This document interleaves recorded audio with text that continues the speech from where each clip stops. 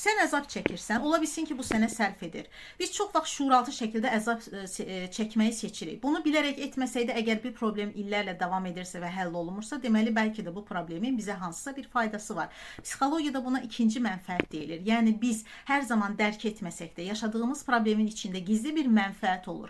Məsələn, özünü dırnaqarası qurban kimi hiss edəndə məsuliyyəti üzərinə götürmürsən. Münasibətlərdə əzab çəkirsənsə, amma dəyişməyə qorxursansa, sən dəyişiklik əvəzinə tanış olan və dırnaqarası təhlükəsiz olan əzabı seçirsən. Çünki insan şuuraltı şəkildə özünə tanış olanı seçir. Çünki bu ona təhlükəsiz görünür. Amma nəticədə yenə də eyni senarini təkrar yaşayırsan. Bəs bu döngədən necə çıxmaq olar? Özünə bir sual ver.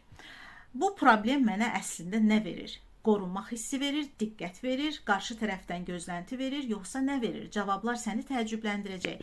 Sən bu gizli mənfəəti anlayanda, başa düşəndə, əzabda, problemdə səndəki təsirini itirəcək. Rəylərdə yaz, sən niyə əzab çəkirsən və sənin problemin sənə nə verir?